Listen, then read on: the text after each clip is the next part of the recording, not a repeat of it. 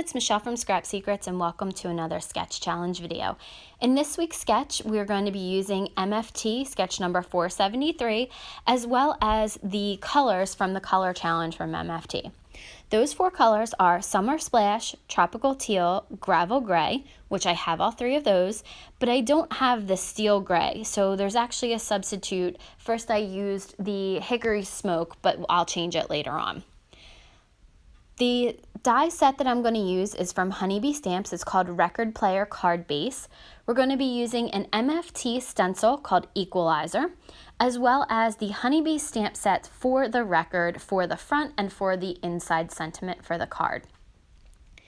I'm using a 5x7 card base because the die set is rather large and the sketch kind of has the circle in the middle, and I wanted it to have a little bit more of the background showing. If I did a 4.25 by 5.5, you wouldn't see much of the background. So I thought that a 5x7 would serve a little bit better.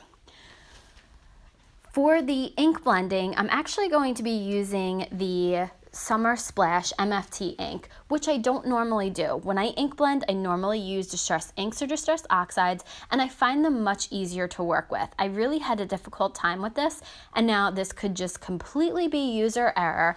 I know that a lot of other people use regular inks to do blending. I just find distress inks and distress oxides are easier for me to work with. I taped the stencil down with some washi tape, and I ran it over my hand first to get a little bit of the stick off of it so that it didn't damage the paper. And I started to do my ink blending, and I tap off on the side, and then once I did some ink blending, I actually lifted it up because I couldn't really see it. I tried to go over the first time with a very light hand. I'm trying that new technique because that's what people are saying gives them the best blending results if you go in with a light hand first.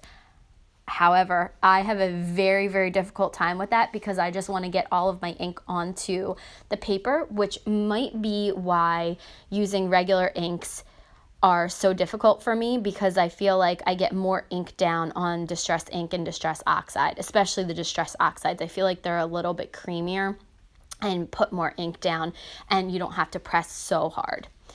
So you can see I was just going over the lines there, and I was trying not to go off the side of the stencil because I'm going to move it. So I actually overlapped one of the last rows of lines just so that I could, make sure that there was a pattern. However, when I did this, I must have accidentally got some ink on one of the other ones, and I have to go back and actually adjust one of the lines. But you can't really tell in the end. It looks like a seamless pattern, so I'm completely fine with it. But I did find this to be a little bit more tedious than a regular blending, and I had to keep going back and adding things. I was actually going to go back and put some teal in there, the tropical teal, but I decided we'll use it in other places. So there I'm going back in when I realized my mistake and creating the background. This is a stencil that I don't think I've ever used before, so I'm trying to use some of my new products. I've never used the stamp set, I've never used the dies, and I don't believe I've ever used the stencil.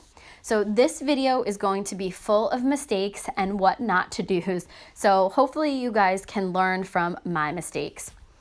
I used the record part of the die set and cut out two circles. The first one I cut out cut fine. The second one I cut out had one of the rings for the record actually separated from the rest of them. So I was glad that I cut two so that I could make it a little bit more stable.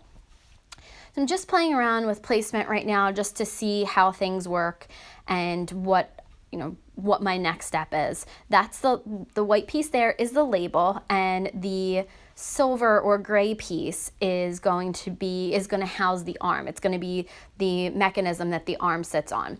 And then on top of the arm, there are two little, it's just, I guess, decorations for the top of the arm. Just, I guess, where they're connecting. The needle connects to the top of the arm and where the arm connects to the base. So if I was smart, and again, this is one of the mistakes I made, I probably would have inked up a piece of cardstock with the Tropical Teal MFT ink and then cut the little pieces out. I did it the harder way, And so don't be like me, be smart and put some ink down and then cut it out if you don't have the correct color cardstock, because this is inky and messy. So anyway, after I did that, I had to clean up and it took me a little while because I couldn't find my rag. So we're actually going to move on to where I substituted the hickory smoke for the weathered wood distress ink. And you can actually see the hickory smoke on the top of the pad where it's really light. That was my mistake. And it's fine. It doesn't contaminate the pad. You can actually wipe it off with a piece of paper and the ink underneath is fine. So always remember to clean off your mat, because I did not, and clean off your fingers too, because I got some ink on this little piece, the label for the record. So I'm going to ink this up now, and we're going to be using the friend stamp from For the Record from Honeybee Stamps, and we're going to ink it up with that same tropical teal that we did for the decorations on the arm. So I'm just taking off the film that's kind of sometimes on the top of the stamp set, inking it up, and this one stamped really easily. But when I take it out, I had some ink left on my fingers and I got a smudge on the bottom of it. And you can kind of see it there at the bottom. It was a little gray smudge. Don't worry, in the end, it's fine because I don't end up using this one because I made another mistake. I like to leave the mistakes in so you guys can see them. So I'm using my Zig 2A glue pen to glue down the label, and then it's time to get ready to glue all of the pieces together. So I was actually trying to decide what I was going to do. I was actually going to try to hide that little gray smudge with a red heart, but then I realized that the color challenge doesn't allow for another color. So I decided to look for any kind of symbol in the stamp set, but there wasn't really anything, so I just kind of left it. Now I'm going to put those little pieces, the teal pieces that we created, on the ends of the arm. Now I don't know if I used the correct part of the die or not, because there are two that are very similar, and I think I used the smaller ones, but I made it work. And it didn't cover the whole entire top and bottom part of it, but I was okay with that. So now I'm just trying to figure out how this is all going to work, and I thought that I was going to use foam tape, but I screwed up again, so I didn't end up using that the foam circles. I don't have squares, I have circles. I was just trying to figure out placement, and again, you'll notice that I mess up the placement. I put the record down, which is fine. I put that in the place where I thought I wanted it to be, and here I'm putting tape on the back of the circle, grabbing the silver brad that I had, and then trying to figure out how this works. So this is where I screwed up, because here I'm thinking, oh, well, you can just move the needle back, or the arm for the needle back and forth. Well, once the glue dries, you can't do that. I should have put the arm through the brad, and then, or the brad through the arm, and then through that little bottom piece, and then connected it to my paper. But I didn't, and I also put it up way too high, so it doesn't really reach the record. It does a little bit, but it just didn't look right. So luckily the ATG didn't connect all the way, and I was able to move it over. So mistake after mistake after mistake, but that's why I left all of this in here, because I really didn't do a great job. It came out good in the end, but it took me tons and tons of mistakes. So I took some glossy accents and glued the arm down, and I'm moving it here, and I'm thinking, oh good, it'll move. But then I realized when it dries, it's not gonna move. I realized that here, so I just decided instead of popping it up, I'm just gonna use my ATG, glue it down to the front, and it'll be fine. It still is a good card, even though it's not you can't really do anything interactive with it. So the next thing I wanted to do was get my glossy accents out. I cover the whole thing with glossy accents, and there was my biggest mistake.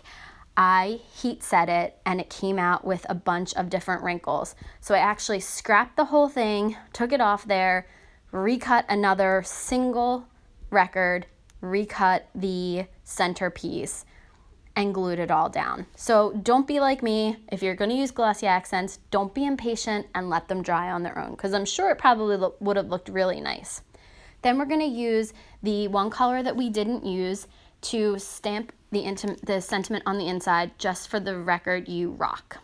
and I didn't get a great impression. It didn't fit in the Misty because of the top, but that's it. So that's the whole card. Thank you guys so much for watching. If you have comments or questions, please feel free to leave them below, and I'll see you again real soon in the next video. Bye!